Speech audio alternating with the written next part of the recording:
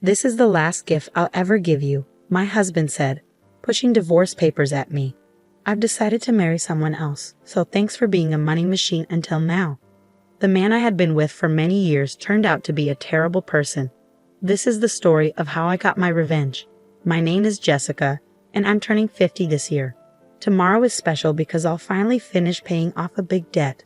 My husband, Lance, and I have worked really hard together. We got married 20 years ago when I was 30 and he was 35. He ran a liquor store he inherited from his parents after they passed away. I worked in an office. We met through a mutual friend and started dating, thinking about marriage from the beginning. I had one worry back then. What if Lance asked me to run the store with him? I was working as a financial consultant, advising individuals and businesses on insurance and investments. I was making good money for a 30-year-old and loved my job. I was also studying for a certification to advance my career when he proposed. He told me, "I know you've been working hard for that certification. I want to support you in any way I can. I have enough staff at the store so I can manage it myself. You should pursue your dreams." His words helped me decide to marry him. He seemed kind and supportive, always on my side. I really wanted to build a life with such a man. As we agreed, he focused on his business and I focused on my work. We thought our marriage was going well. About a year later, he went to work and I was enjoying a day off at home. While vacuuming under the bed, I saw a lot of papers. We had moved in less than 6 months ago, so I wondered why there was such a mess. I picked up a crumpled piece of paper and opened it. The bold header caught my eye. Reminder of payment. The total debt in Lance's name was $200,000. $200,000. Wait, it's not 2,000, is it? My head started spinning. Why did he hide such a large debt from me? I confronted him as soon as he got home that day. "What is this debt? What's going on?" "No, it's not what you think. It was left to me by my parents." The debt was not personal but tied to his liquor store. His parents had accumulated it, and when he took over the business, the debt came with it. It was secured by the land and the house we lived in, so he had no intention of renouncing the inheritance. I understood it wasn't his personal debt, but it couldn't be ignored. "But this is a payment reminder. Aren't you paying it back every month?" I asked. "I am, but sales fluctuate from month to month. Sometimes I can't pay them back during the slow months. I have to pay my staff first, so I asked the creditors to wait." That's when the letter came. At first, his explanation seemed reasonable, but delaying payments was clearly not a good idea. The letter included the words, "Final notice." "I didn't tell you because I didn't want you to freak out. Don't worry though, business is on track and we haven't been evicted from the house, right?" That's true, but I looked at him anxiously. Then he mentioned something unexpected. "If you're so worried, why don't you help me pay it off? You are making quite a lot, aren't you?" "Huh?" I wasn't comfortable with where this was going. It wasn't my store. A husband and wife were supposed to help each other, but "My debt is also yours," he insisted. That's a bit sudden. "Are you okay if my store goes out of business? Many people would be affected if it closed." He was right. His store had become a vital part of the community. It was in the suburbs where there weren't many other shops or supermarkets. He sold fresh foods like meat and fish and even offered home delivery. I had visited the store several times, and it was always busy. Some customers had told me how grateful they were to have it in the neighborhood. "Please, honey, I'm working hard to keep the business going. Please help me pay off my debts." I respected how seriously he took his work and his dedication. I didn't want to see his store disappear. I didn't want that to happen. Being married means supporting each other, so if he was struggling, it felt natural for me to help. "Okay, I'll pay as much as I can from my salary every month. You can focus on managing the store." I could help with the finances, but only he could run the store. I was glad he trusted me to help. However, this was the start of a change in him. About 3 years had passed since I started taking on his debt.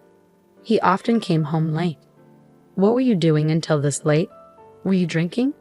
"I just had a few drinks with my customers." "Honey, did you make the payment this month?" For some reason, he sounded condescending. "I did last week." "Why?" "The store depends on you. You'd better keep paying on time." When he was drunk, he would give me orders. At first, I thought it was just the ramblings of someone who'd had too much to drink, but it started to bother me when it happened repeatedly. He acted like it was normal for me to handle his debt. By the way, Matt has a third kid now. I envy him. Matt was his high school friend who also had his own business, and his wife worked with him in the store. I've been wanting to talk to you about that. Don't you think it's time for us to start a family? His reaction was very cold. What? A baby? My business has just started to pick up, and we're still in debt. How can we be so irresponsible? That was his response. I tried to keep my frustration in check. Matt has 3 children now, right? We can manage one too. His parents are still around, and his wife works in the store. We're not in the same situation. I couldn't argue with that. I had always dreamed of having children after getting married, but it seemed that dream was slipping away. So, until I pay off all your debts, we can't have a baby. Well, I guess that's how it will be. If you make a lot of money and pay off the debts quickly, I'll consider it. His mean smile disgusted me, but I was eager to pay off the debts as quickly as possible. I was so focused on starting a family that I didn't think clearly about the situation. From then on, I worked tirelessly for Lance. I pursued additional qualifications, took exams for promotions, and secured a salary increase. I started earning much more than most women my age. I even made extra payments, but the debt didn't disappear quickly. Before I knew it, I turned 40 and had to give up on having children. I told myself I still had my husband, and that was enough. He depended on me, and I was willing to do anything for him. As long as I believed that, I remained happy. But Lance started coming home later and later, sometimes not until the morning. I was working in the store one morning when I realized how late it had gotten. I had to go out with a customer, and when I returned, the sun was up.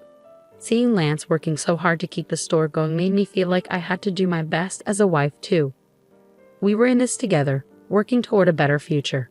Months and years passed, and finally, the day came when I was ready to make the last payment. I had given up all kinds of luxuries to pay off the debt, but now that was over. I could finally use my hard-earned money the way I wanted. I realized that since getting married, I had been so focused on money. We had never taken a vacation or dined at a nice restaurant. Now in our 50s, I hoped we could finally enjoy those things. On the day of the last payment, I took a day off. I made a special dinner, prepared a bottle of wine, and baked Lance's favorite chocolate cake. I wanted to celebrate our new debt-free life together. When he came home from work, I had everything set up and said, "It feels like the last 20 years have gone by so fast, doesn't it?" He seemed to be trembling and kept his head down. I thought he might be crying from happiness, but then he started laughing in a way I had never heard before. "What's going on? Are you okay?" The man who was supposed to be my husband said something shocking. "You are dismissed. I'm grateful for the past 20 years. Thanks to you paying off all my debt, I'm free now. Great job. I don't need you anymore." "What are you talking about?" I was completely confused. Then he pulled something out of his bag. "This is my last present to you." The bold letters on the paper read "Petition for Divorce," and it hit me hard. He continued proudly, "I've decided to marry someone else, so you're no longer useful to me. Thanks for being my cash dispenser all this time." "You're getting remarried? Have you been cheating on me?" I remembered how he always came home late, claiming it was for work or socializing. While I was working hard to pay off his debt, no way. He kept his smug expression. "I would never cheat. I've already found someone else I want to marry. I wanted to wait until you cleared my debt before divorcing you." Tears filled my eyes as I looked at the ruined celebration. "Get out of here." He handed me the divorce papers. My anger flared up faster than my sadness or despair. "Fine, but you won't regret this," I managed to say through clenched teeth. "No, I won't. Why would I regret divorcing an old hag like you?" "An old hag? If I'm that, then you're just an old fart," I shot back. His delusions were so ridiculous that I regained my composure and took the divorce papers. "I'll take these for now, and I'll be in touch," I said as I packed up my things and left.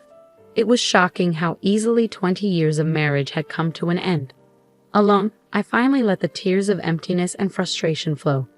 I contacted my attorney for the divorce agreement and asked for a background check on his new bride. Soon after, I got a call from Lance. "Hey Jessica, what's with this document?" He sounded furious, and I could almost picture him fuming on the other end of the line. I stayed calm. "That's the divorce agreement. What's the problem?" I know what it is, but why do I have to pay you back for this loan? He sounded panicked and kept yelling, "This is crazy. This isn't right." He was upset about the part of the divorce agreement that required him to repay the money I had covered for his debt. This was supposed to be something you did out of goodwill, wasn't it? Why are you bringing this up now? What do you mean? I did it as your wife, but now that we're divorcing, it's different, I explained.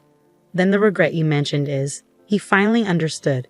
When he asked for a divorce, my immediate thought was to make him repay the debts. My job involved dealing with various clients, including those with divorce and inheritance issues. Through them, I had connections with experienced attorneys. I consulted them right away. The total amount he owed, including the interest I had paid on his behalf, came to a little over $300,000. I was determined to get that exact amount back. That was all I was asking for. He must have realized how serious I was by my firm stance and by seeing the name of a well-known attorney on the document. He had thought he could get rid of his wife without any financial obligations, but he was completely mistaken. "You know I don't have much money," he said. "Well, why don't you sell the store to cover it?" I suggested. "If I do that, I won't have anything left." "You're like Satan," he retorted. "You're only 55. You could still find another job if you needed to," I pointed out. "Give me a break," he snapped. My conversation with him was completely nonsensical. I wanted to hang up immediately, but there was one last thing I needed to ask. "By the way, how's it going with your new bride-to-be?" "That's none of your business," he snapped. I couldn't help but laugh at his abruptness. "Sounds like you're having a tough time." "Good luck," I said as I was about to hang up. "Wait, I've decided not to marry her. We can start over," he begged. For some reason, he thought he could plead for another chance. I shouted my final words and hung up. "Start over. Don't kid yourself. I don't want you." I had been married to this man for 20 years. I wondered if I looked even more foolish than he did in the eyes of others. I had genuinely respected him until the divorce. I had seen how hard he worked for the store and his customers, and I wanted to support him. 20 years later, I realized Lance was just a fool. The remarriage he talked about was nothing more than a fantasy. It all started when he flirted with a teenage university student who worked part-time at his store. "You're so cute, Melissa. Will you be my wife?" he asked her. She played along, jokingly saying, "Well, I might consider it if you let me be a full-time housewife." The truth was, she never took him seriously. The idea of marrying a man nearly 40 years older was just a joke to her. When Lance kept pushing her to marry him, she was horrified. Her parents had to step in and get a restraining order against him. When I read the private investigator's report, I laughed so hard I almost hyperventilated. When Lance started coming home late, I thought he was just working hard. Little did I know, he was actually hitting on young girls at bars and strip joints. He would boast, "I'm surprisingly popular with young girls. As a salesman, I have this easy-to-talk-to aura and get along well with them. I'm told I look younger. Don't you think so?" The girls apparently found his comments cringe-worthy. He saw me only as a cash dispenser and had an inflated view of himself. In reality, he was seen as a joke and almost got in trouble with the police for being a stalker. It might have been better if he had cheated on me, but he couldn't even manage to have an affair. His real goal was to marry a younger woman because his friend Matt had a grandchild. Matt told me. As soon as he saw my grandchild, he said he wanted one of his own. I scolded him for saying that. You were paying off his debt, and I was very tough on him. But I didn't know he'd go this far. He was completely humiliated. I'm glad I didn't spend my golden years with him, I thought to myself. The divorce was finalized. Since the property division wasn't straightforward, he tried to negotiate for his benefit. But he gave up when he saw my well-known attorney. I was surprised how someone so gutless could stay in business for so long. He ended up selling the store to pay me back. Luckily, his employees had left him before he sold it, so they weren't affected. Many customers were shocked when they learned he was selling the store to repay his ex-wife. His demand for a divorce led to his downfall. The story spread through the community like a comedy. Even if he hadn't sold the store, the bad publicity would have hurt his business. Selling it before going bankrupt was probably for the best. The money from the sale wasn't enough to cover what he owed me, so he still works part-time jobs to repay me. I occasionally get messages from him. "It was all my fault. Can we get back together?" I was crazy back then because Matt was showing off his grandkid. Despite blocking his number, he kept calling from different phones until my attorney warned him, "If you contact your ex-wife any further, we'll file a restraining order." The calls stopped after that. As usual, he's scared of the attorney. By the way, guess what I do now? I'm a marriage counselor. When I turned 50 and wanted a new career, a friend opened a matchmaking business and I joined her. I left my old job to help singles find partners and offer advice on financial matters between couples, like insurance and investments. It's been a success, and the number of clients quickly grew. Couples who want honest and thorough discussions appreciate our unique service. I've learned a lot from my own experiences and don't want others to make the same mistakes I did. Although my salary is a bit lower now, I enjoy helping others find happiness every day. I found my own happiness after getting rid of my ex-husband, and now I'm dedicated to helping others find theirs.